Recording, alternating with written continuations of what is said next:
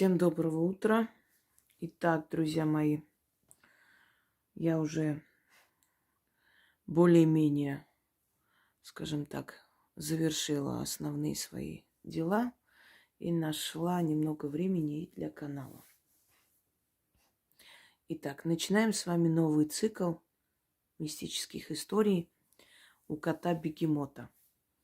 Поскольку мне такого славного кота подарили со своим примусом, я думаю, что он не случайно появился. Думаю, и вы понимаете, что он появился здесь не случайно. И вот мы будем вместе с вами рассказывать вам истории. Поскольку мистических историй очень много написали люди и отправили, я начну, пожалуй, с последних историй и дойдем до тех, которые уже нам знакомы, и остановимся. Их очень много, хватит на несколько видеороликов, в принципе. Поэтому те, кто отправлял свои истории, не переживайте, постепенно до всех историй доберемся. Итак, я буду читать историю и объяснять, что это было за явление, почему и как оно произошло и так далее. Начнем. Здравствуйте, уважаемые Яна и Инга. Хотела бы рассказать необычную историю своей жизни, которую причисляю к мистике. Еще раз объясню, что мистика сама по себе и аномалии в мире не существует. Все, что происходит, это закономерно. Но точно так же, например, как в древние времена люди считали мистикой появление огня. Но мы понимаем, от чего и как происходит огонь. Да, от сильного трения, искры. Ну, там есть разные объяснения, сейчас не по-научному. Но это не мистика, это реальность. То же самое во всем остальном. Просто пока мы это не можем объяснить, мы считаем, что это аномалия, мистика. Ну, может быть, человечество дойдет до того, что уже объяснить. Практически уже объясняется, и даже с научной точки зрения объясняется существование души человека и всяких других сущностей, которые обитают у нас, вокруг нас. Так что название мистика – это условно. Просто, чтобы сразу было понятно, о чем идет речь в этом ролике. Но само по себе слово мне как бы не очень нравится. Имейте в виду, что я считаю, что это не мистика, это закономерность. Просто мы еще не объяснили это все. Но чтобы было более понятна эта тематика, мы так и назовем, да? У кота-бегемота. Мистика. Часть первая. Сегодня первая часть. Итак. Не знаю, будут ли дальше продолжаться ролики с подобными историями, потому если что не так, искренне прошу меня просить за беспокойство. История. Произошло это в годы моей юности, было мне 13-14, не помню по какому стечению обстоятельств, но жили мы с матерью в избушке во дворе моей бабушки. Избушка эта ранее была баней, но что-то подделали, доделали, и вышло неплохое временное жилье. Моя кровать была возле окна, которое выходило в безлюдный переулок. Спала я ногами к окну и прекрасно видела, что происходит за окном, если туда смотрела. Как-то задремалась мне в светлое время суток, проснулась я резко от ощущения взгляда, устремленного на меня. Открываю глаза и вижу, что за окном стоит женщина и пристально смотрит на меня. Такого человека в нашей маленькой деревне я раньше не встречала, и впоследствии тоже. Женщина была в возрасте, но еще не бабушка. Она была худая, одета в современные одежды серых цветов. Не была страшной или безобразной, но что-то в ней было очень пугающим.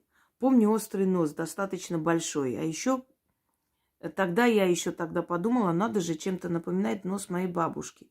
Она смотрела на меня с улицы с каким-то укором и строгостью, долго. Я не могла пошевелиться.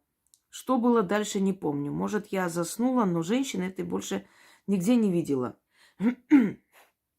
А была ли это вообще на самом деле или мне показалось? Сейчас эта избушка мне редко, но снится, словно я там живу.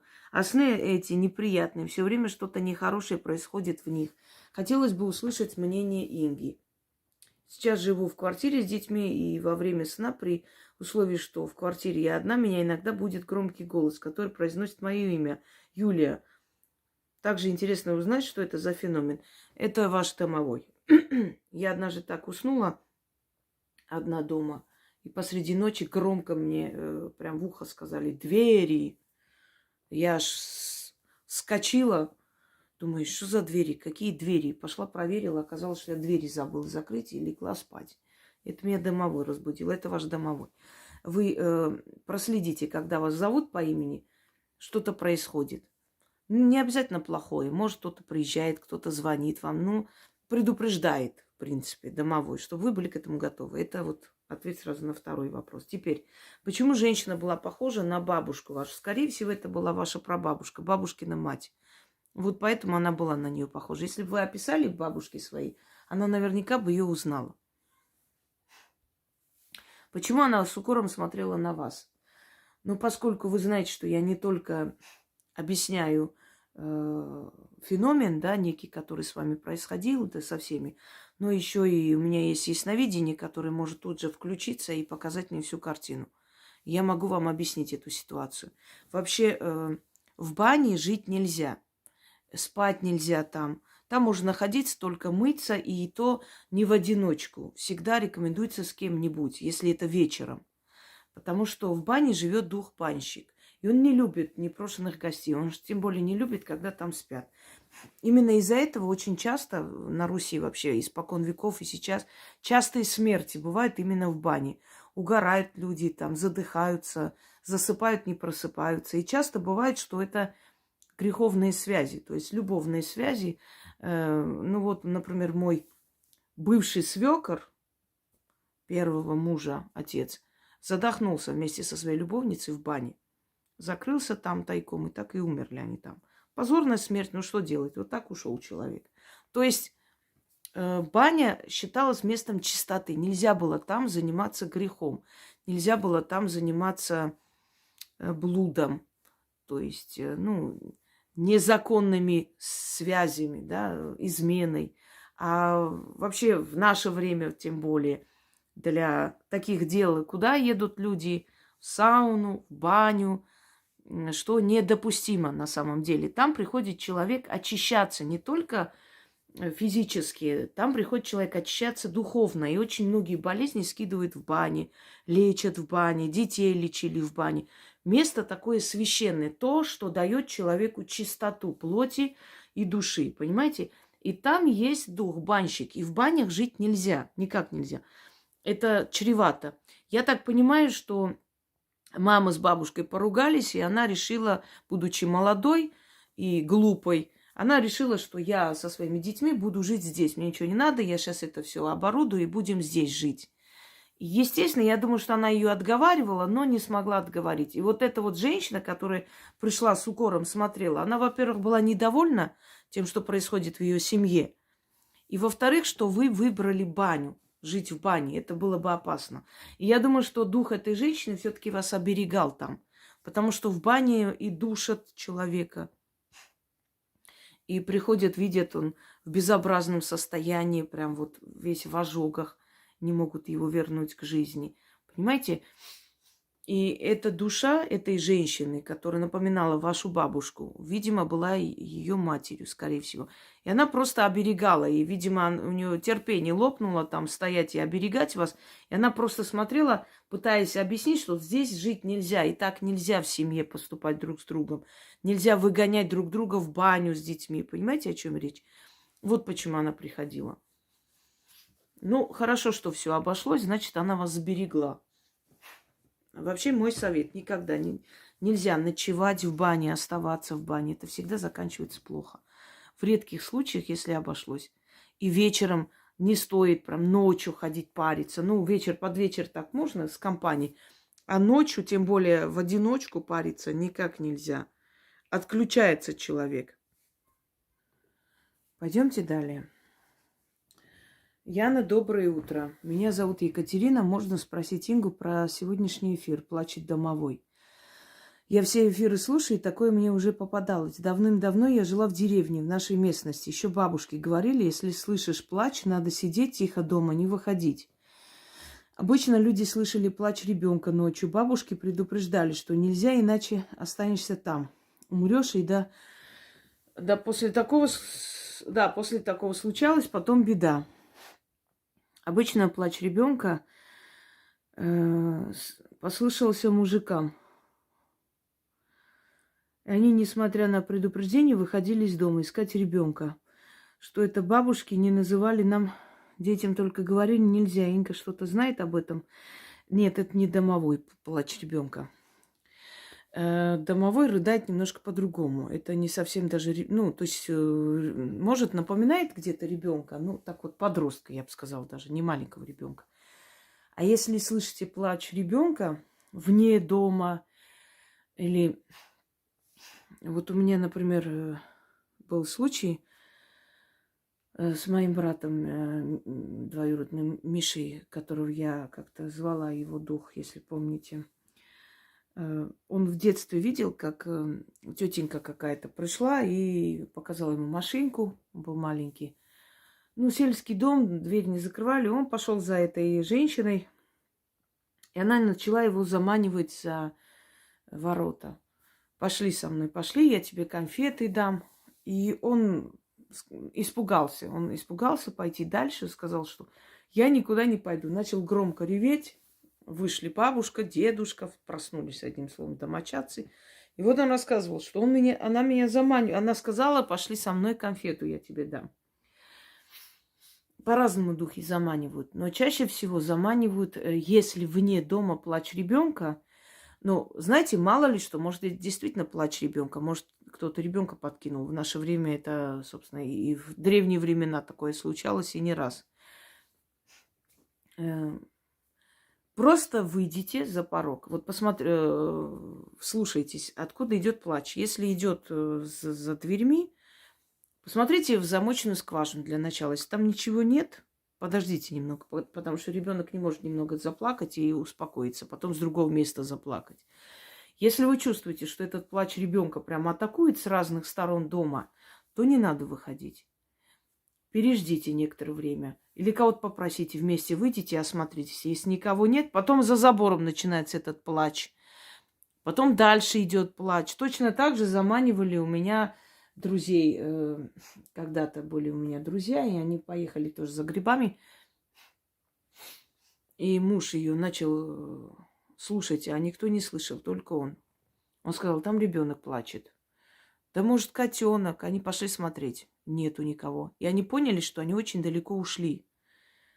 И просто великим чудом вернулись назад. А этот плач продолжался. Когда они отвернулись и начали шагать назад, этот плач превратился в такой зловещий смех. И прямо аж, говорит, кровь холодила от этого смеха, вот этого истеричного. И они убежали. Заманивают на улицу. Вы думаете, почему вот на ровном месте случаются аварии? Выжившие рассказывают, кто ушел, тот уже нам не скажет. А выжившие рассказывают, например, вот бывали там шофера, которые, ну, собственно говоря, не будут врать и сочинять. И по сути своей они скептики, такие мужики, что во всякую фигню не верят. Но они сталкиваются с этим. Вот мне рассказывал человек, что есть у нас поляна невест здесь, в Подмосковье. Почему он так называется?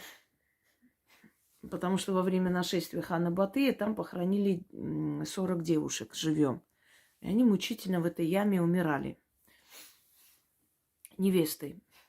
И слышится вот плач женский. Видят молодых девушек, старых этих одеяниях. Он говорит, что он увидел просто, как идут по дороге, несколько девушек, 3-4 человека. Вот точно не помню, потому что сливались как будто бы. И в таких старославянских одеждах такие роскошные косы. А он говорит, я подумал, наверное, там какой-нибудь исторический слет. Может быть, какой-то ДК есть тут. Может, праздник какой славянский. Ну, переодеваются у нас дети иногда, школьники. Не обратил на это внимания. Он начал подъезжать и вдруг увидел заднее сиденье, то есть в зеркало, что если эти девчонки 4 сидят сзади него. Ну, естественно, руль в сторону, врезался в дерево, перевернулся, еле спасли. То есть многие водители, которые, по сути, опытные, но никто не предполагал, что они там совершат такую аварию и сами погибнут, скорее всего, такие вот такое видят. Видят своих мертвых родственников, которые стоят у обочины, голосуют, понимаете? И все, секунда, и там много не надо, пару секунд, и человека нет. Но они нам не расскажут, потому что они ушли. Так что заманивают по-всякому. У духов есть запрет. Физически воздействовать они не могут. Могут только в том случае, если человек прям реально нарушил их границу или их род проклят. Тогда им разрешают это сделать. То есть они предупреждают. Ты понимаешь, что в этом доме тебе жить нельзя. Вот ты чувствуешь это. Ты заходишь, ты чувствуешь, что здесь страх живет просто. Как в склепе, понимаете? Тебя предупреждают. Сначала они крики, звуки по ночам какие-то. Ты понимаешь, что это не твое место. Но ты в упор там живешь. Ты ничего для этого не делаешь. Ты с ними не дружишь. Ты не обращаешься никуда, чтобы тебе посоветовали, что и как делать. Ты просто считаешь, что это со временем рассосется. И потом они уже начинают действовать физически, потому что это их территория. Или ты зовешь их, могут воздействовать физически. Ты даешь им на это право. Но дети балуются иногда, вызовут кого-нибудь, а потом вся семья и не спит, не ест, и звуки, шорохи, крики, ходьба, бег. Понимаете, это вот, невыносимой делается жизнь. То есть есть разные, скажем, причины, когда мы переступаем за порог невидимого и неведомого и запретного. Вот тогда они имеют право нам что-то сделать, воздействовать физически. В остальном они нас просто могут заманить звуками, голосами, шорохами. Видите, я пока читаю, у меня летает и летает. Ну, я к этому привыкла. Я живу в этой атмосфере всю жизнь. Вы не думаете, что я вначале не боялась. Я лет 25 назад, может быть, постепенно начала к ним привыкать. Это большое время, срок, не люблю это слово.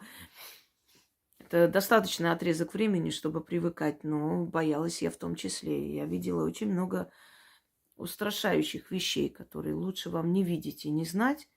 Потом я научилась закрывать этот обзор.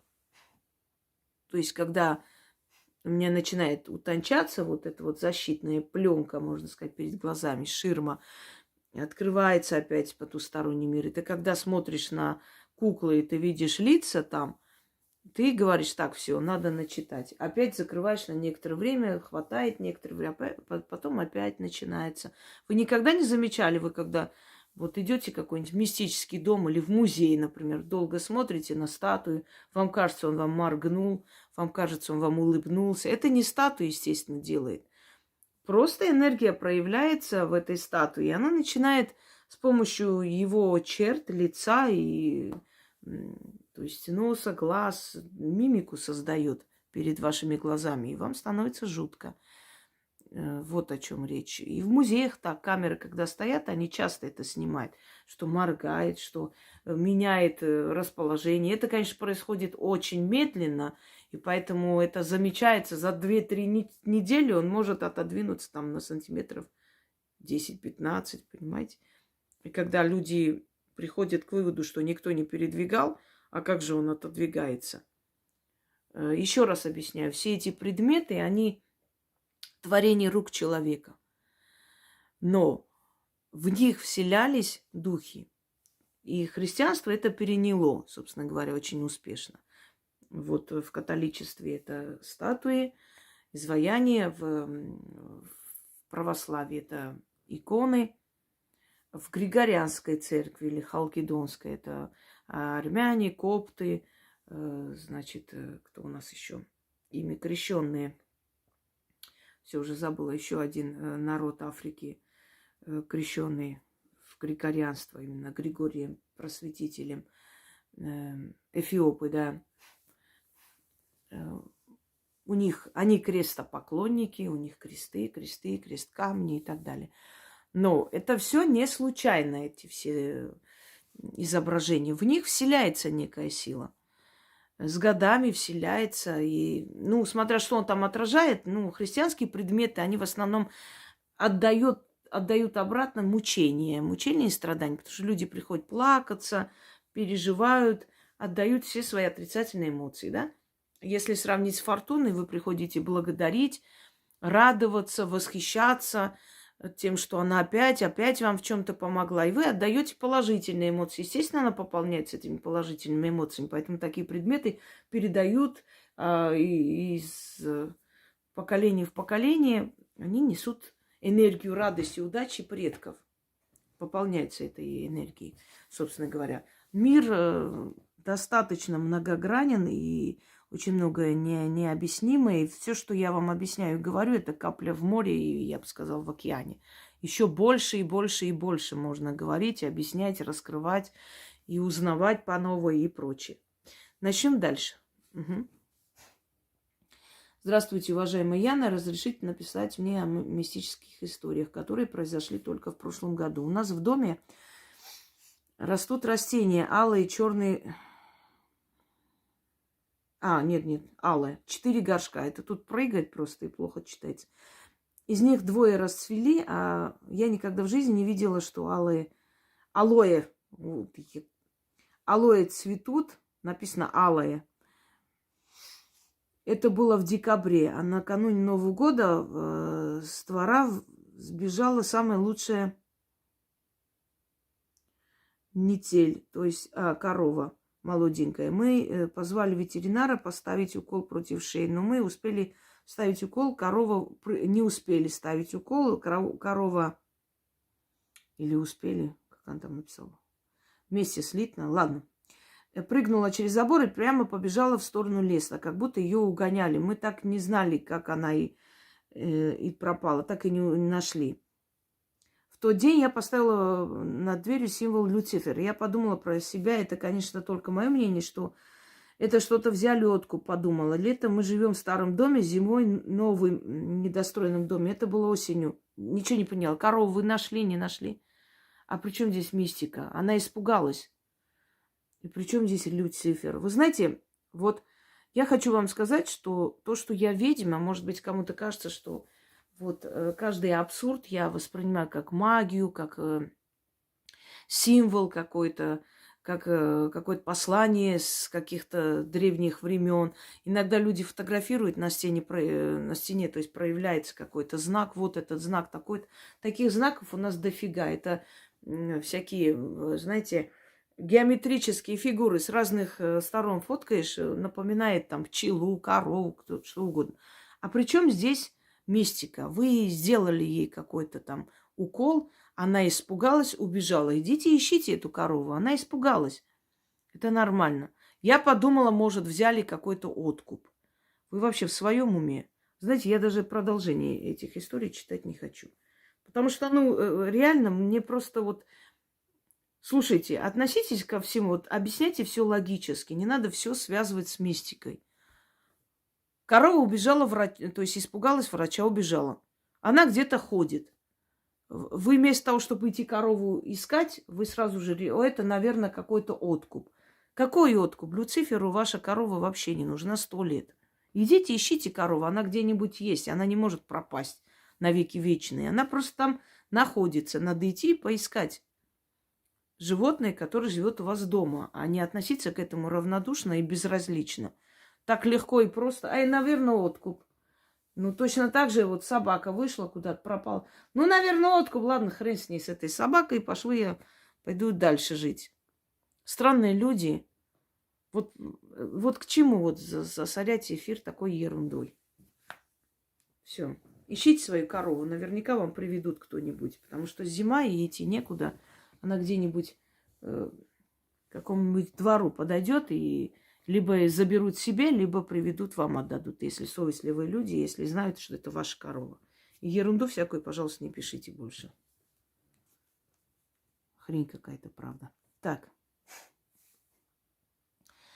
Встреча с потусторонним. Я панически боюсь дома, в котором жил мой род, в который привезли меня из роддома, где провела 24 года своей жизни. Столько себя помню, я бегала к соседям, сидела на улице, лишь бы не идти туда. Со временем это усугубилось. Помню один случай, как мне кажется, с которого начался мой страх. Может, я ошибаюсь. Моя бабушка по папиной линии не одобряла выбор сына. Мне было около 5 лет, когда она приехала. Как сейчас помню. У нее была такая нейлоновая сумка времен СССР, и там были яблоки, разрезанные пополам. Она доставала их, ела, отрезала прогнившие, если было нужно. Никогда не угощала ими. Через год отец ушел, развела их. И долгожданный единственный ребенок, лапочка, дочка, как назвал папа, в раз стала не нужна. Вообще мужчины там не задерживались. Всех женщин в нашем роду мужчины оставляли с ребенком около лет 5. Я стала исключением. Сама ушла от мужа через 11 лет брака. Смерть любимой бабушки в мои 9 лет. Она долго болела, тяжело ходила. Дня 3 лежала со стеклянным взглядом. После в 12 лет нам подожгли крышу. Я стала бояться уже не только самого дома, но и таких грабителей. Теперь в январе умерла там мать, и дом перешел мне. Живу давно не там. Мне лучше снимать квартиру, чем там остаться, хоть на час. Когда я захожу туда, меня охватывает неповторимое чувство страха, как могильник. Я начинаю в съемном жилье различные ритуалы. Начитываю. Никогда не было ни капли страха, а в доме боюсь провести ритуал или начитать заговор. Смогла лишь один раз начитать на оберег для сохран дома. И то в присутствии постороннего человека. Часто там слышала шорох и скрип, и душил домовой. Раз в зеркалах и на полированных стенках шкафа видела силуэты. Падали предметы, исчезали, появлялись вещи не на своих местах. Впервые не могу определить, с чем связан страх. Сейчас мне нужно было бы провести его в порядок, продать, но я боюсь туда лишний раз зайти. Очень хотелось получить ответ. Это проклятый дом. И лучше этот дом вообще было бы хорошо, если честно, сносить. Или продайте, там новые люди как хотят, пусть так и делают. Может быть, новых людей он трогать не будет. Но дом это проклятый, и под этим домом, скорее всего, покойник. И чаще всего такое родовое проклятие бывает, когда под домом покойник, но не повешенный. Нет, повешенный он все же, он немножко по-другому ведет себя. Дом именно сам по себе проклят. Вот это родовое гнездо. И вот такое ощущение, что там все-таки покойник лежит. Либо построили на могиле, зная этого. Может быть, сигнорировали, взяли, построили. Либо там убили человека и похоронили в этом подвале. Но вам не стоит там копаться, ничего делать. Это дом проклятый, и он не зря внушал вам страх. В этом доме ничего у вас не получится. По крайней мере, у вашей семьи ничего не получится. Он вас не любит, вашу семью, и ваш род ненавидит. И если он сможет найти общий язык только со совершенно чужими людьми, вам лучше его продать. А как привести в порядок? С рабочими идите, покажите, что и как надо делать. И продайте так, как есть. И все. И не вкладывайте туда никакие деньги. Просто продайте. Чуть подешевле продайте, но продайте быстрее и купите себе другой дом. И никогда не подходите к этому дому. Это не хороший дом. Я говорю, иногда дом, который не дает покоя семье и роду, может очень хорошо взаимодействовать с абсолютно чужими людьми. Потому что им мстить не за что. А вам всем есть. Вот он ненавидит вас просто. Вашу семью, род по линии. А что касается бабушки, не в бабушке все-таки дело, что отец ушел. Может быть, она приложила руку, но все же это как бы причинно-следственная связь. Она должна была просто случиться и через эту бабушку или через кого-то еще. А то, что для мужчин лапочка, дочка становится чужой, большинство мужчин, они лишены чувств. Вот любят женщину, любят ребенка. Не любят женщину, не любят ребенка. Знаете, они становятся бывшие папы. Не хотят брать на себя ответственность. И так, к сожалению, так уж завелось. После революции все перепуталось, все запуталось. Женщины стали какие-то бесполые существа, мужики стали какие-то тряпки. Раньше осуждалось такое, раньше таких мужчин очень сильно осуждали и в селе, и везде. И если мужчина там был пьяница или гуляк, или не брал ответственность за свою семью, он не считался достойным членом общества. А сейчас наоборот, стереотип такой, что если он гуляет, значит, он мужик настоящий, пьет, значит, он настоящий мужик и так далее. Понимаете? И вот это все вот возвели на пьедестал, вот все пороки человеческие. А между тем быть хорошим отцом и думать о своих детях, заботиться об их будущем. Вот что есть мужчина и отец, а не тот, который сделал везде. И женщин прям как сыр ест, знаете, пачками. От этого ничего хорошего у него не бывает. Остается один и умирает один, и стакан воды подать некому. Давайте дальше. Здравствуйте, уважаемые Яна и Инга. Сейчас смотрела видеоролик, снятый буквально 3 дня назад, о мистических встречах с призраками. Не могу не поделиться со своей историей, которая произошла в далеком детстве, в 86 году. Возможно, это и является, и не является мистикой, но я на протяжении 37 лет этот случай не оставляет меня в покое. На тот момент мне было 6 лет, и меня по причине болезни положили в детский санаторий. Помню, нас повели на прогулку на территории нашего санатория. Когда мы возвращались обратно, подходя к санаторию, вдруг резко появился прямо перед нами очень огромный шар. Он невероятной скоростью крутился над головами, меняя разные цвета, но при этом его изначально не видели, пока я не сказала всем: смотрите. Помню, началась жуткая паника. Все побежали в санаторий. Я стояла как вкопанная, не могла сдвинуться с места. Конечно, кто-то из педагогов меня подхватил, занес здание на руках. Я побежала наверх. Это Зена. Зена. Посмотреть в окно на этот шар, но его же не было. После этого случая я начала замечать, что в моей жизни стали происходить какие-то странные вещи. Стала слышать голоса. Время от времени мое тело становится как в замедленном кино. Я поднимаюсь вверх и вижу себя со стороны. И много всего еще другого. Подскажите, пожалуйста, что это могло быть и почему оно повлияло на мое состояние. Заранее благодарю. Это подселение. Но это подселение не одержимость. Хочу, чтобы вы все поняли. Не каждое подселение есть одержимость. У ведьм есть подселение. Без подселения она не ведьма. Она берет тот дух, который остается после смерти бабушки. Этот дух переходит и живет внутри нее. С помощью этого духа она связывается с потусторонним миром, получает оттуда подсказки. Иногда подселяются в нее и другие силы, поэтому она по-разному выглядит. Но это ведьма. Ей это можно, нормально, с ней это происходит, потому что ей природой дано быть мостом между людьми и духами, между живыми и мертвыми. И это ей приносит знания, славу, признание, но никак не чего-то там другое. У вас подселенец, он приходит и уходит. То есть это не одержимость пока еще, оно не перешло в одержимость. Если помните, я вам рассказывала, что я в школе, когда сидели, писали, идут огромный шар, который упал на мою голову. Вот такой же сверкающий, который крутился. Крутился, сверкал, но кроме меня никто не увидел. Тоже никто не увидел. Наверное, если бы я показала заранее, все бы увидели. Но поскольку он упал мне на голову, я думала, сейчас мне череп размажет. Я так закричала от страха.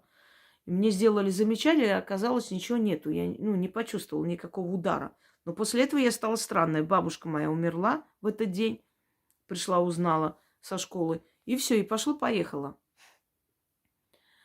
Может, это было дошкольно подготовительно. Сейчас точно не помню, я была очень маленькая.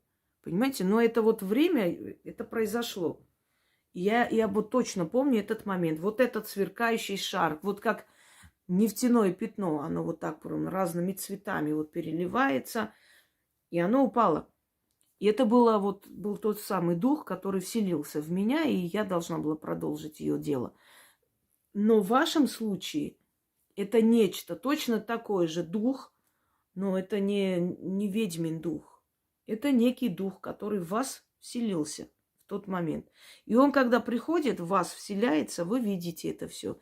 Уходит, это все отпускает, как будто и не было. Потом снова вселяется, у вас какие-то сны, вы можете что-то сказать, и оно совпадет.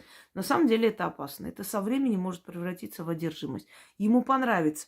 Почему вселяются духи в тела людей? Вот дух, который вселяется в тело ведьмы, он должен там вселиться, потому что он из поколения в поколение, набирая новый опыт, набирая все это, все эти знания тысячелетние, вселяется снова.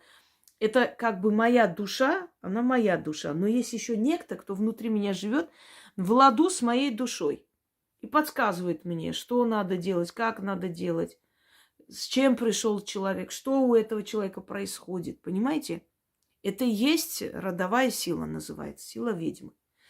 И он мне не мешает, он мне дискомфорт не доставляет. Он, наоборот, помогает мне, усиливает меня, дает знания, подсказывает, ведет. И в конце концов он потом из меня выйдет и переселится в новую ведьму, когда я умру. И одержимости не будет. То есть одержимость – это когда тебя держат в тисках. Он пользуется моим телом, чтобы передать через меня, вот так грубо говоря, через меня то, что хотят передать силы, он передает через меня. Он как посредник у них, понимаете? И я становлюсь их посредником. Они через меня передают. Пользуются, почему вселяются в тела людей духи, потому что они хотят через вас ощутить жизнь. Они так не видят этот мир, как вы. Они видят внутренним зрением, у них нет глаз. Мы глазами своими отличаемся от них. Когда мы закрываем глаза и ложимся спать, мы становимся наравне с ними. Вот почему, например, у многих ведьм проблемы с глазами. Я надеюсь, теперь поняли. Чтобы стать частью этого мира, отчасти хотя бы, если она не полностью слепая, то на один глаз слепая. Или одного глаза вообще нет. Вспомните Вангу, вспомните Матрону. Ее святой сделали, она была ведьмой, ведающий человек. Понимаете, не в плохом смысле, как привыкли думать. Многие, очень многие, они все были слепые, полуслепые, плохо видели. То есть это дает им возможность соединиться с миром мертвых. Становятся они наравне с ними практически. Так вот, они хотят ощутить мир через тело человека. Видеть, почувствовать вкус еды, почувствовать запах там, духов, выпить алкоголь, покурить, почувствовать вот это вот все.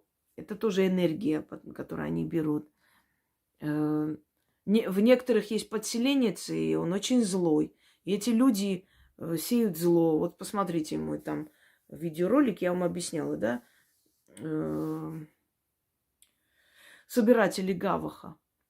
Почему мы говорим, вот алкаш там конченый, всю жизнь всем испортил, всех в могилу загнал, а он никак не помрет, живет и живет, эта скотина. Почему он живет? Потому что он питается вашей болью, страхами, переживаниями, этими мучениями людей вокруг. Внутри его подселенец, он живет этим, питается.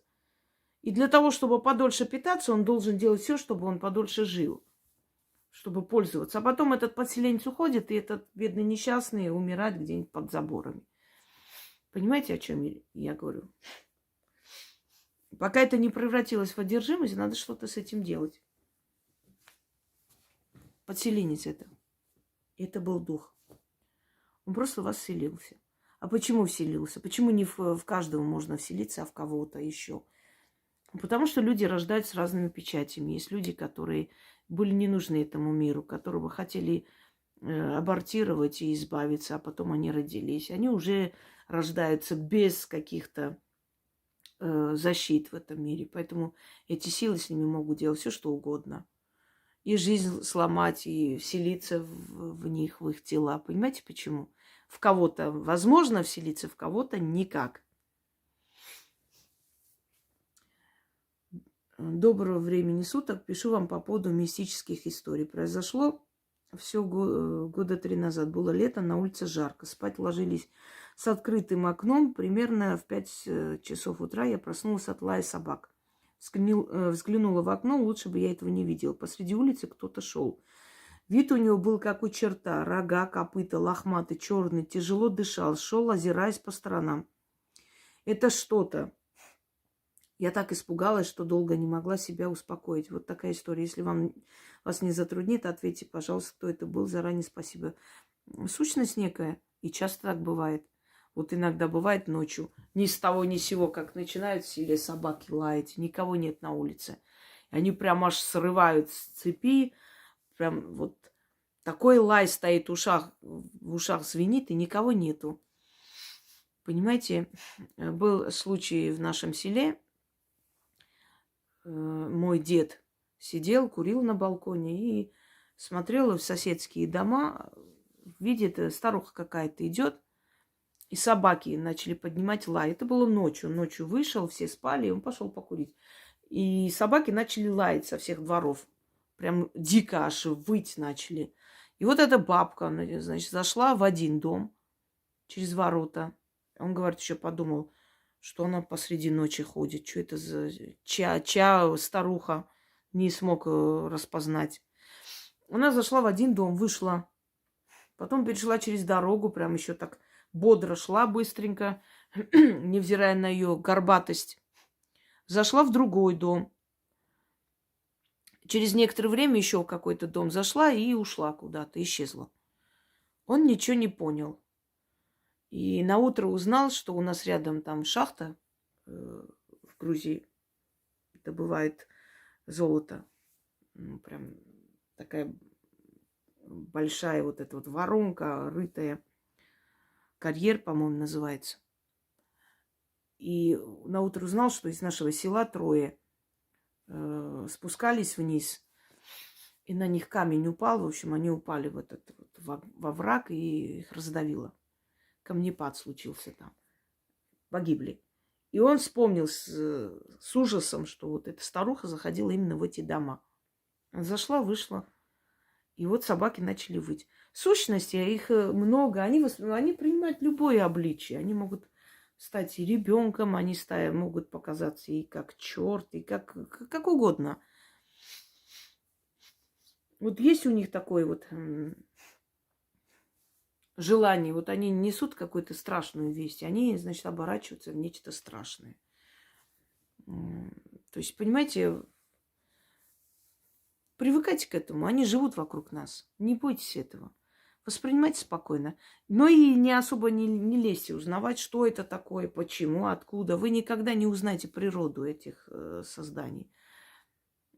Никогда. Тысячелетий нам не хватит, чтобы это все понять и до конца распознать, откуда они приходят, что за сущности, что за создание, когда они появились, почему они такие обличия принимают. Просто вот принимайте это за данность, факт. Есть, он есть, существует, мы его можем видеть. Даже самые заядлые скептики, когда им в жизни столкнутся с этим, и обязательно поверят, что есть потусторонний мир.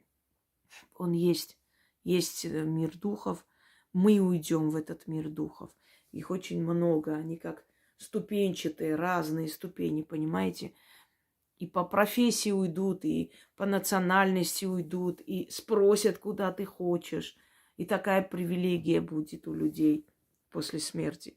Смотря на то, как ты жил. Вот как ты жил, если у тебя есть это право выбора и попросить, тебе разрешат.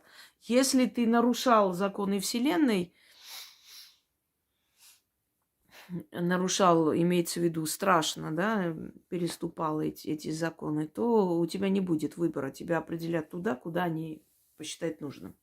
Некоторые будут бродить по земле еще тысячелетиями и искупать свою вину. Потом уйдут. Это называется чистилище, чтобы вы знали. Поэтому я вам всегда говорю, обязательно есть рядом дух, который вас услышит и поможет. Всегда просите. Почему люди, когда попадают в беду, даже если никого рядом нет, орут, помогите, и это помогает. Потому что эти духи, вот ночной дозор, посмотрите мой видеоролик, я там объясняю. Эти духи, они должны, как вам сказать, это прощение заслужить. И, грубо говоря, каждое их доброе дело – это бонус в их копилку. И чем больше они добрых дел совершат, тем быстрее они уйдут с этого мира на покой. Для них нахождение здесь мучительно. Им нехорошо, дискомфортно здесь. Они должны уйти отсюда. Им нельзя между мирами оставаться и застревать. Вот поэтому они, собственно, это если сравнить с юриспруденцией, да, с законами человеческими, это как средней тяжести вина. Ну, то есть есть люди, которые за людьми охотились, как за дичью, и это не средняя тяжесть. А есть люди, которые там с кем-то подрались, не знаю, кого-то побили сильно. Да, это средняя тяжесть. То есть человек не то чтобы не виновен, но и не настолько виновен, чтобы прям вот его пожизненно сажать. Вот то же самое в мире духов. Есть какая-то вина, дадут время, и искупит человек, и уйдет. А как искупить? Кого-то предупреждает, вот поэтому люди и говорят, вот меня как будто предупредили, или прям в ухо сказали, туда не ходи, или пришли во сне, сказали, сегодня там не появляйся, понимаете? И вот я вот это сделала, и реально не получилось. Помните этот корабль Болгария, Булгария, да, который утонул из-за безалаберности чиновников, и страшная вещь, конечно. Они тоже ответят. Вы думаете, что если они напрямую не потопили этот корабль, а просто подписали, что он уже проверен и все там в порядке, и пустили в плавание, и из-за этого погибли люди, они что, за это не будут отвечать? Конечно, будут и отвечают. И была женщина, которая должна была после расставания с мужем, ей было очень плохо, и подруга ее уговорила поехать покататься на этой Булгарии. И она проснулась от того, что у нее высокая температура. В общем, ей стало плохо. Она не вышла. Подруга пришла, они взломали дверь, зашли, ее пока отвезли в больницу. Одним словом, не поехали они. И она спаслась. Сказала, что во сне пришла мать и сказала, подожди, не вставай. И начала, значит, положила руку ей на лоб, начала прижимать. И она говорит, такая горячая рука, как будто меня раскаленным этим железом заклеймали. И у нее прям жар начался жуткий. Вот если бы она чувствовала себя хорошо, встала, поехала и утонула бы там, понимаете? Так что они приходят и помогают. И не всегда они обязательно приходят, наши там бабушки, дедушки. Могут прийти в их обличии совершенно другие духи. Нам подсказать и помочь. Так. Давайте-ка посмотрим. Здесь много рассказов. Вот последний, наверное, прочитаю все ее рассказы и на этом остановимся. Заодно и отмечу, что вот до суда читали. Угу. Здравствуйте, дорогая Яна, уважаемая Инга. Спасибо за возможность оставлять рассказы на вашем канале. Я росла в семье, где верили в потустороннее, поэтому я привыкла к различного рода вещам. Но есть необъяснимые по сей день. Позвольте поделиться несколькими историями, которые волнуют меня более всего. Надеюсь на комментарии Инги. После того, как мы отметили год рождения моей племянницы 6 июля, мне было 17 лет. Сестра попросила остаться с ночевкой, присмотреть за ребенком. Сама она легла, то есть это не ее отметили, просто ей тогда было 17 лет. Сестра попросила остаться с ночевкой, присмотреть за ребенком. Сама она легла в другой комнате. Больше дома никого не было. Примерно около 2-3 часов ночи племянница истошно начала плакать. Я проверила постель сухо, напоила водичкой. Плач не прекращался. Я взяла из кроватки, стала качать, передвигаясь по комнате. Вдруг, повернувшись к широкому зеркалу высотой от пола до потолка на двери шкафа, увидела их и чуть не уронила ребенка. С той стороны зеркала существа с мордами козлов, свиней, крылатые, хвостатые, рогатые, зубатые, все были разные.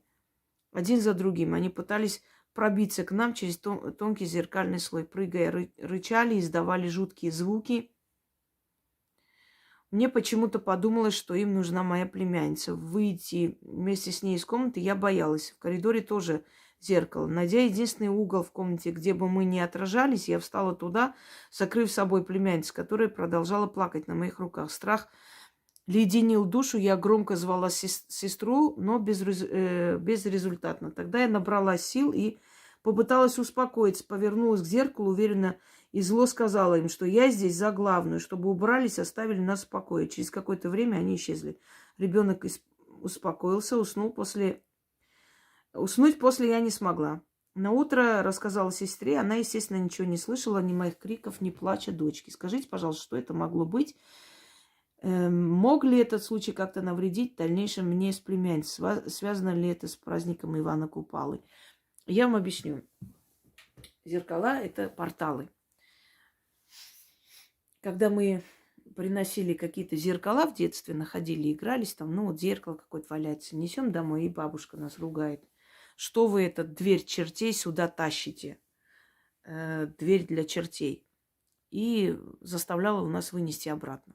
Сказали какие-то слова, сейчас не помню, если честно. Что там такое, вы здесь остаетесь, а я ухожу, что-то в этом роде. Дверь чертей. Она говорила, что через зеркала, особенно чужие зеркала, взятые откуда-то, черти заходят домой. Ну, черти она имела в виду потусторонние духи, в принципе.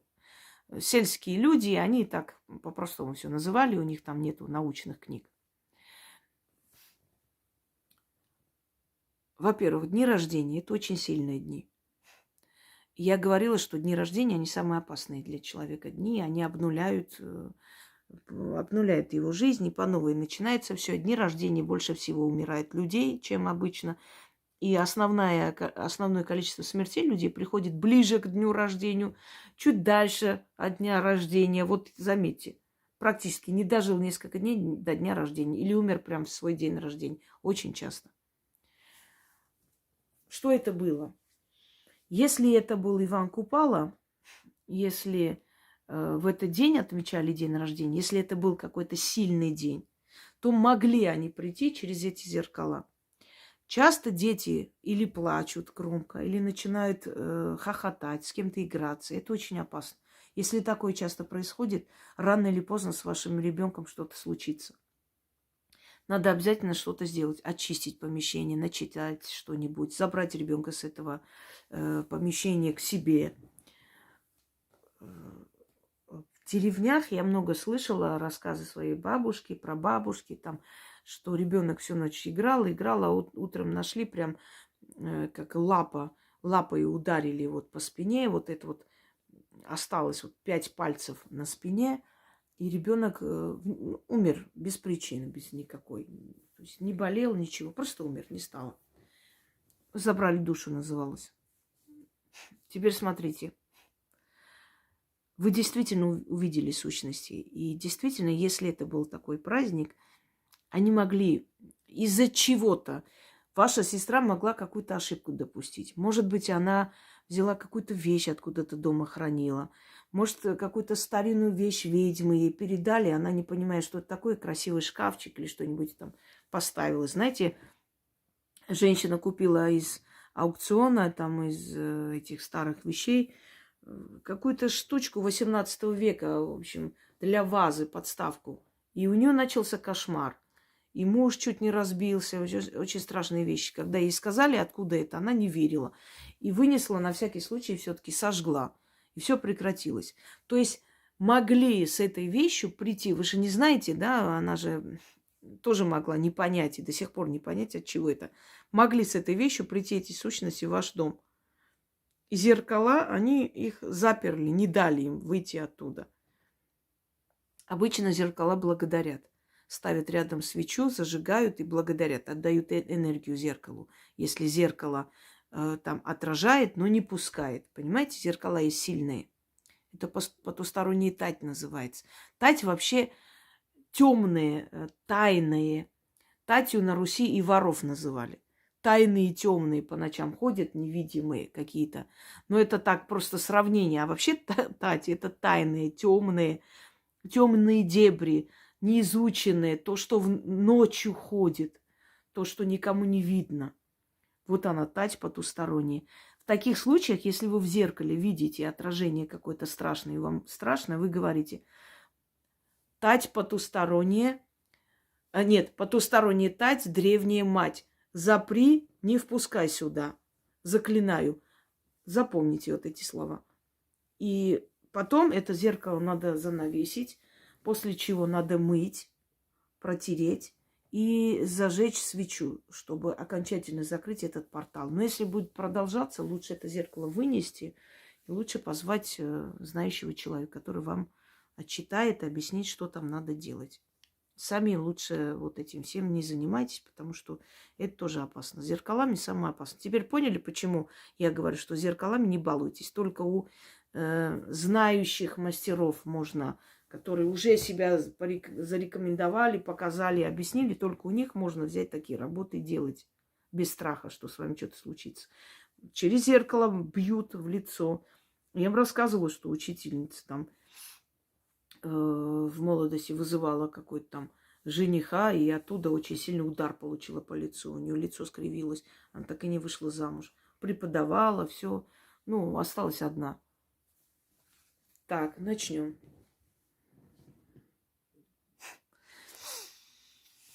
Может ли этот случай как-то навредить мне и племяннице? Да, продолжение? Не, не может. Это такие единичные случаи. Вот духи пытались прерваться, не смогли, и все. Оно вам не навредит никак. Это просто вы увидели. Увидели. Иногда есть очень сильные дни, когда порталы открываются, и невероятные вещи происходят.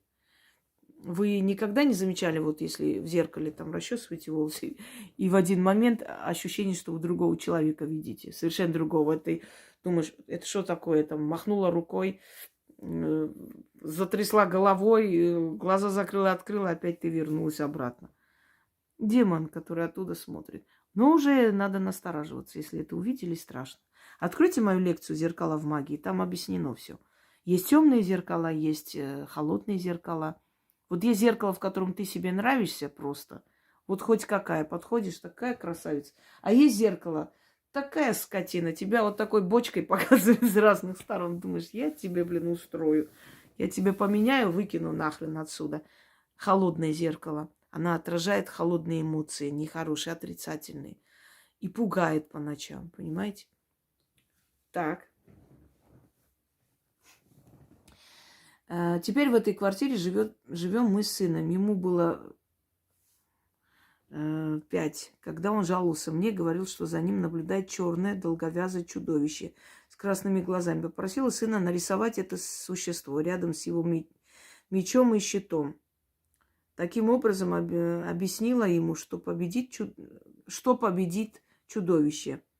Или что он победит чудовище. Почистила квартиру свечами, травами. Сын перестал бояться. Чудовище вроде бы не появлялось. Но еще через лет 5 я сама его увидела. Была одна дома, легла поздно. Обычно кот и собака спят со мной, но в этот раз их не было рядом. Только я легла, закрыла глаза и почувствовала, как пространство стало вязким, тягучим, как болото. Да, ощущение, как будто ты попадаешь в аквариум. И начинается вокруг голоса. Так.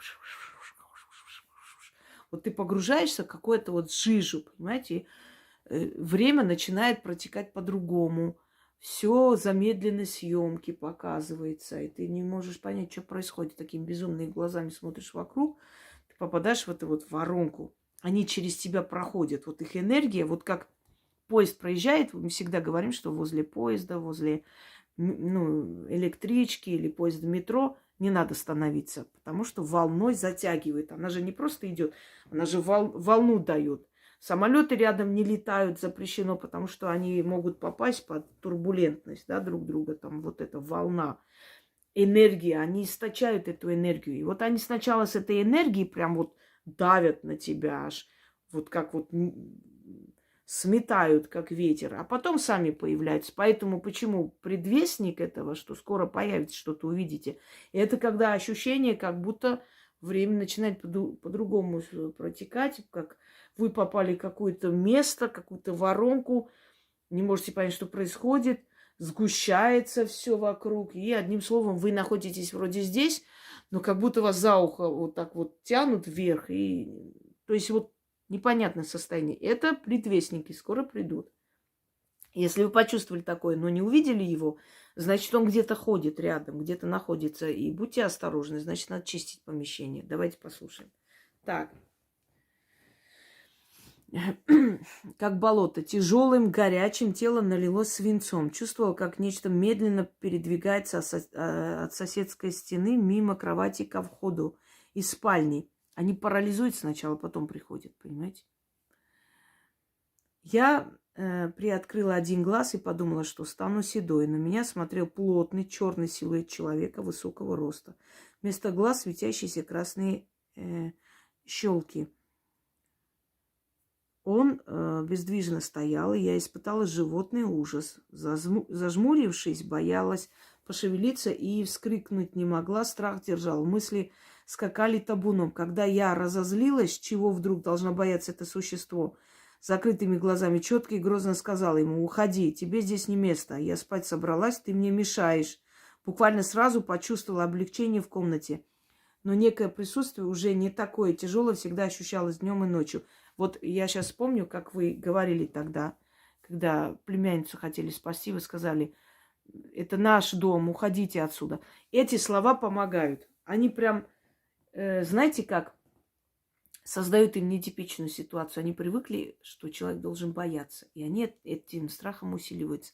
Резкий, дерзкий, наглый вот этот выступ. «Идите отсюда, это мой дом, я здесь хозяйка, пошли вон отсюда». Он их сразу приводит в чувство. У меня был случай, когда с кладбища, знаете, иногда, когда ты долгие годы работаешь, иногда игнорируешь эту опасность. То есть, чрезмерно нас тоже ставят на место. Если чрезмерно вдруг поверили в себя, что да нормально, это же не первый раз, и ты игнорируешь вот эти вот, скажем так, моменты предосторожности. Я притащила некто, который здесь ходил, собаки лаяли, он мне мешал. Не то, что я его боялась, он мне достал просто. И я думаю, что и мимо проходящий человек, если бы 2 часа ночи слышал этот ор дома, я была одна, я так орала, что если еще раз ты посмеешь здесь вообще шелохнуться, ты не знаешь, что я с тобой сделаю. И все успокоилось. Он, может, где-нибудь притаился в углу, есть он. Может, и не ушел, скорее всего. Но он боится. Он понял, что здесь ему никто не даст поблажку, что здесь его бояться никто не собирается, понимаете? Запомните это. Вот когда некуда деваться, оставь меня, это мой дом, уходи, я хочу спать, дай мне поспать. Резко, в приказном тоне. Это помогает. Давайте дальше. Она так... Нека уже тяжело всегда ощущалась. Рассказала племяннице об увиденном. Она призналась, что тоже видела его, когда ей было 5. Здесь же несколько раз 11 лет назад. Тогда сестра с мужем часто ругались. В итоге разошлись. Спрашивала сестру об истории этой квартиры. Кто здесь жил до них с мужем. Сказала, что ничего такого вроде не произошло. Либо она сама просто не знает. Позже, будучи одна дома, я обратилась к этому существу.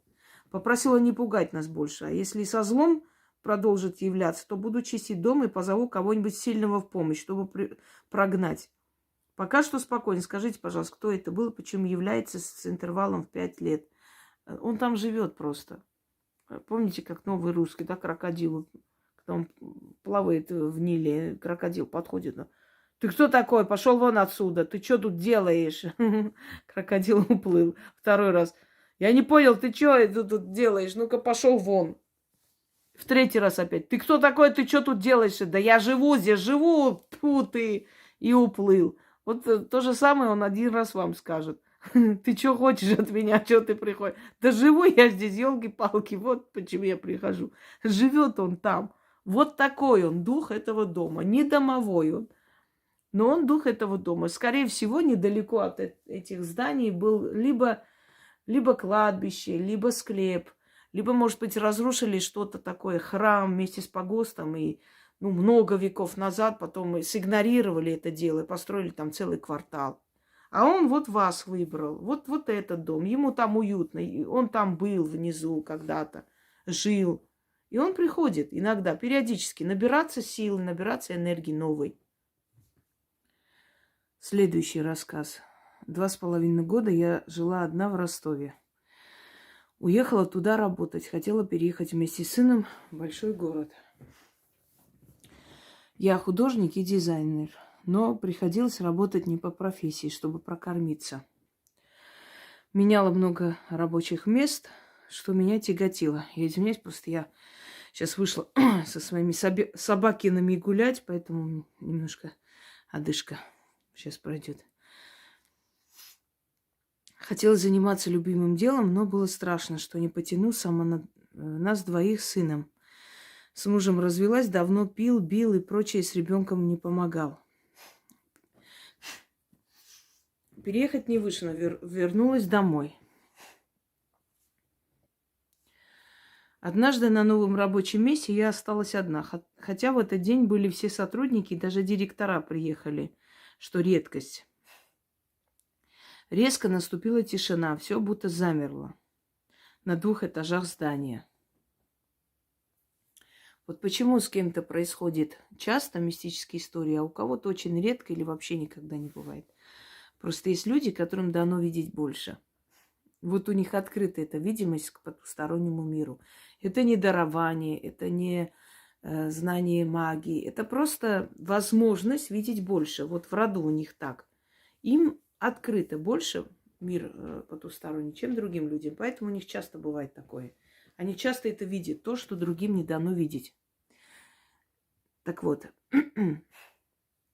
зашла женщина, очень приятно во всех смыслах. Что-то странное в ней было. Она по-теплому добродушно говорила со мной. Якобы хотела приобрести товар. Я понимала, что она ничего не закажет, но из последних моральных сил вежливо предложила свою работу. И вдруг она сказала, что у меня сложная деятельность с людьми. Это не мое место, что здесь мне плохо, тяжело, от меня многого требуют.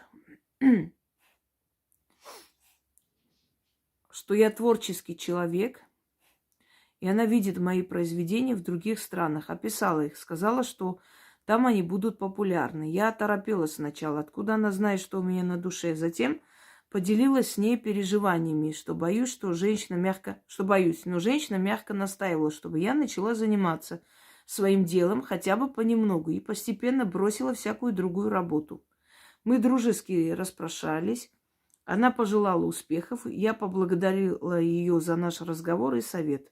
Женщина ушла, и тут же пространство оживилось. Мои коллеги спустились из другого зала. Ее видела только я. Мне стало казаться, что вовсе никто не приходил. Спустя время я ушла с этой работы, стала писать картины, но пока что не востребована. Скажите, пожалуйста, кем могла быть эта женщина? Вы не востребованы, потому что вы не пользуетесь советом, данным вам потусторонним миром. Это первое. Не востребованы, потому что не уверены в себе. Вот смотрите, некоторые, например, не имея никакого дарования, открывают каналы магии. Начинают присваивать чужие труды, мои в том числе. И много лет они не могут понять, почему они не востребованы. Вот у них неуверенность в себе. Это выдает, что это не их труд, что они не знают сами, что они делают, с какими силами имеют дело.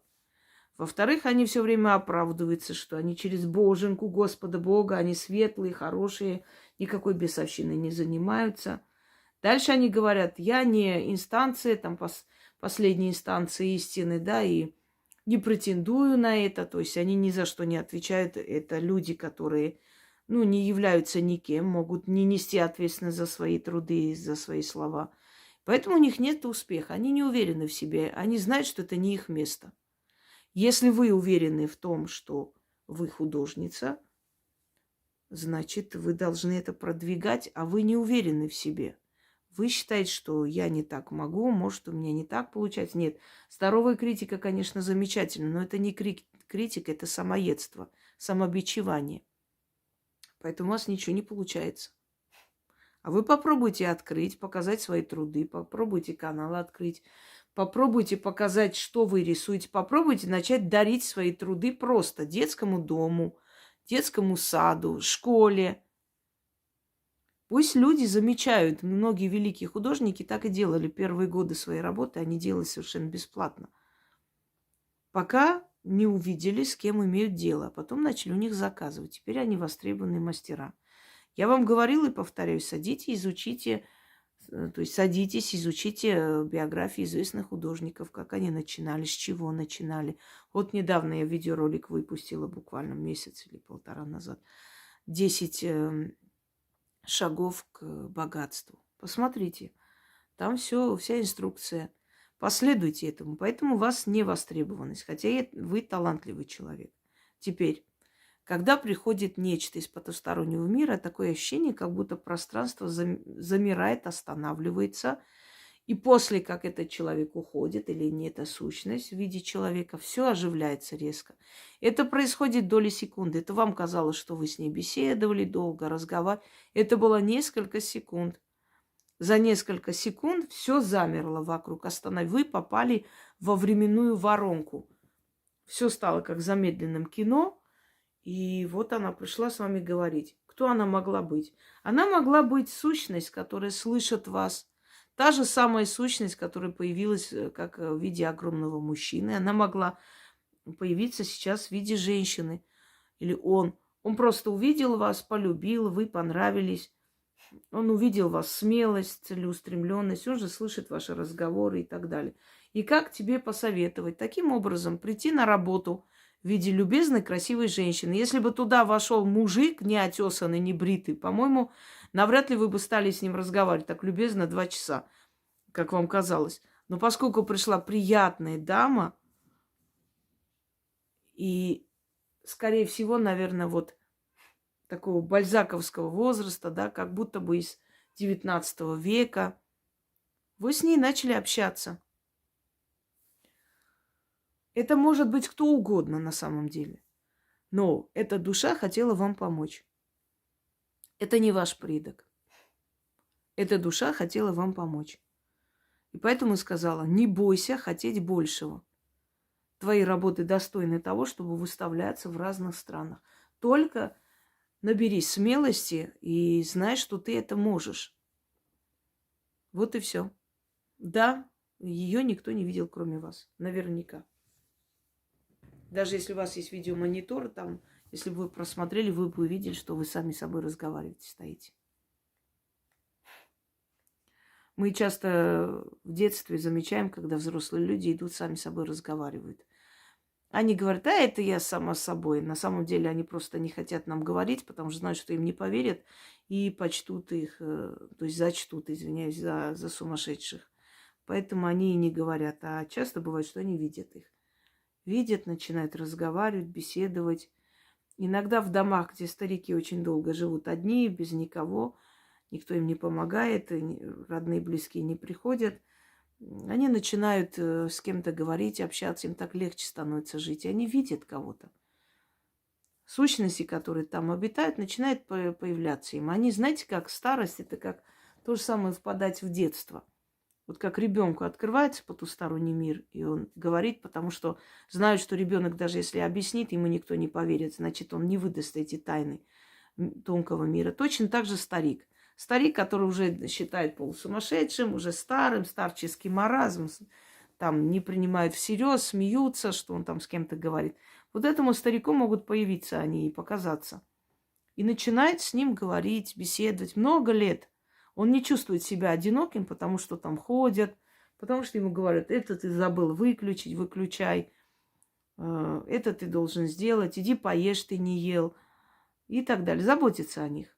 И со временем он уже теряет реальность, то есть понимание реальности, и начинает воспринимать это как обычную жизнь. Особенно если у них определенные, например, болезни начинаются, в сознании.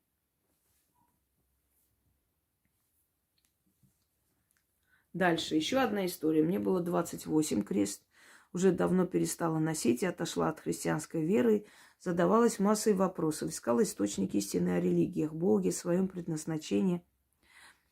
Однажды, очень уставшая после работы, я села в кресло, чтобы немного отдохнуть, перезагрузиться и после сделать домашние дела.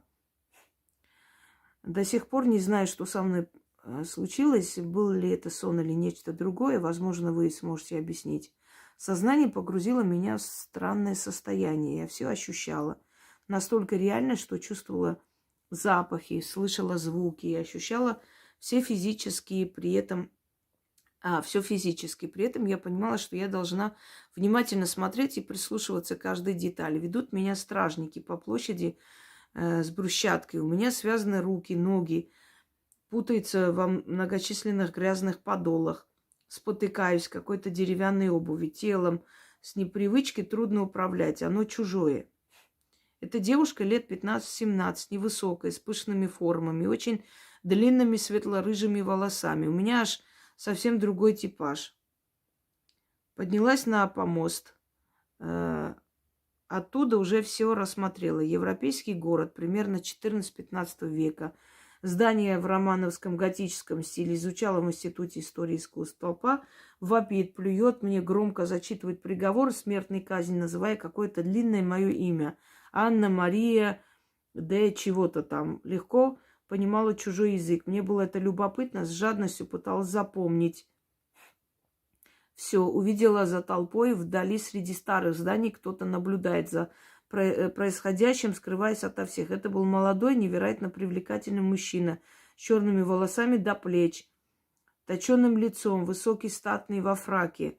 Всматриваясь в него, красивые черные глаза. Приходит понимание, что это Люцифер. За какие-то секунды он, безусловно, дает мне понять, что его оболгали, и он совсем не зло.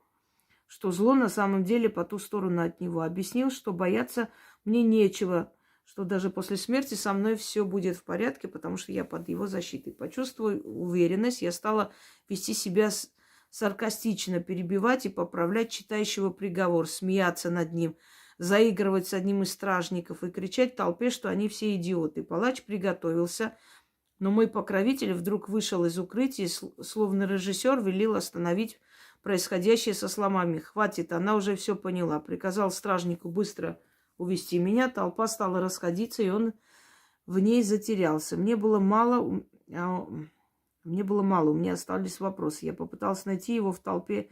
Громила страж с увечьим лицом, потащила за собой.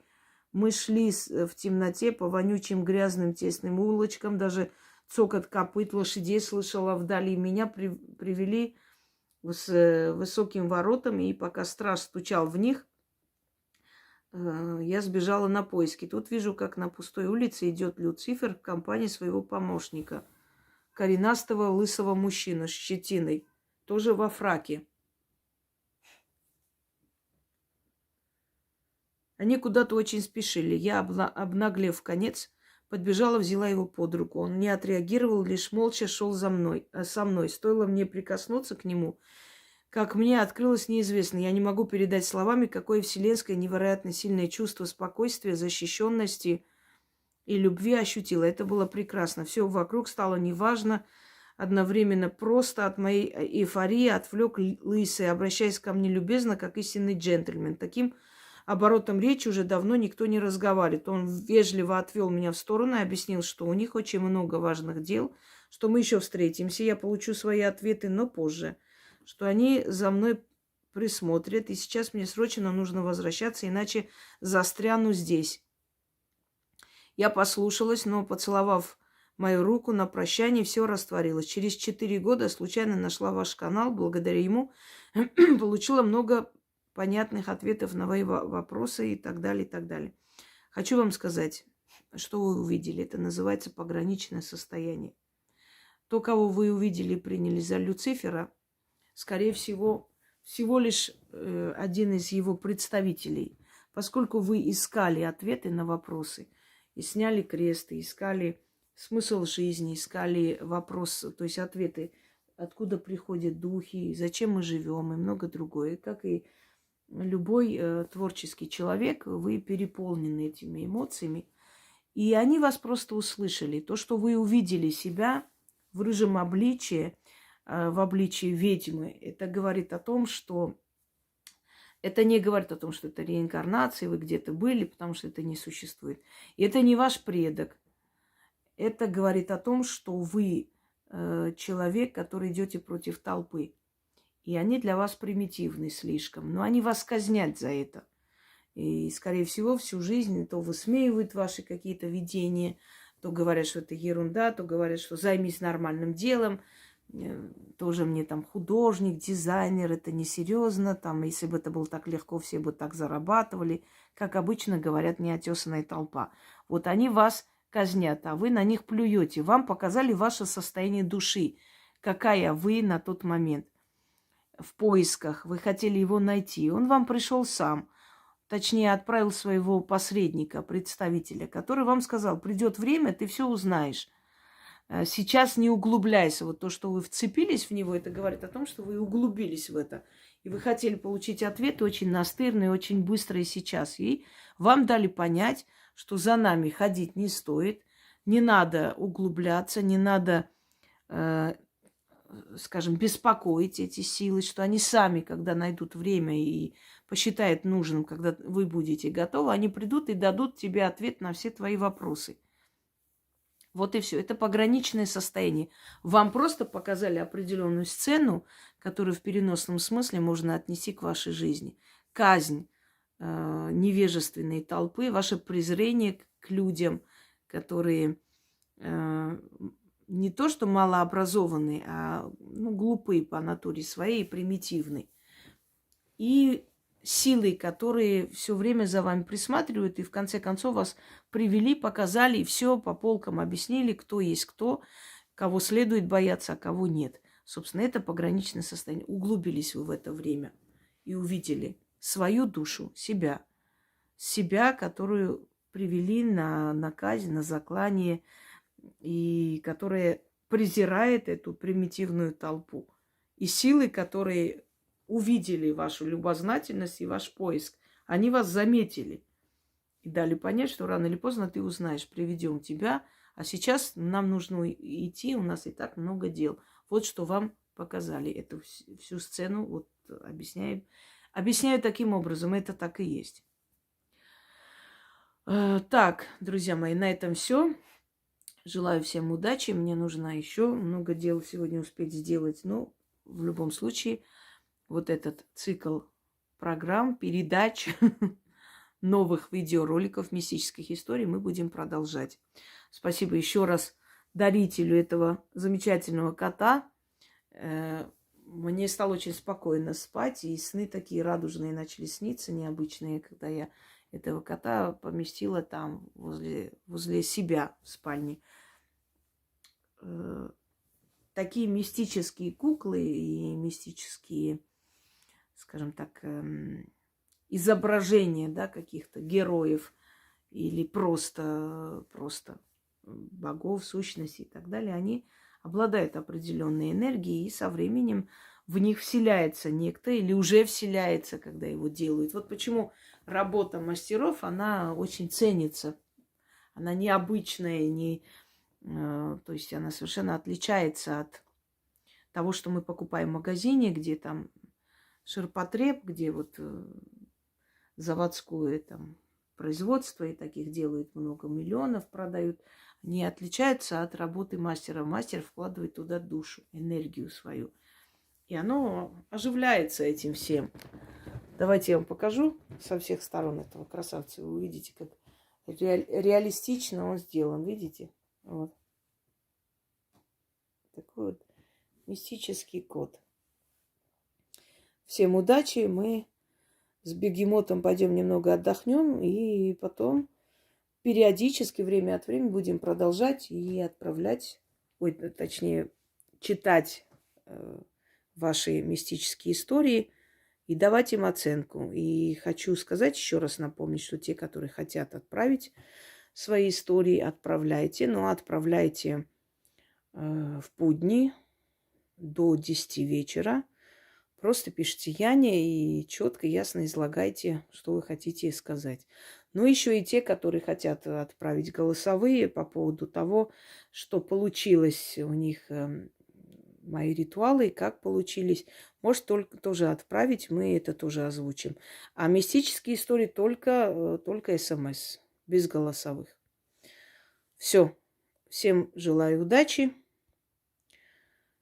И до встречи у нашего бегемота.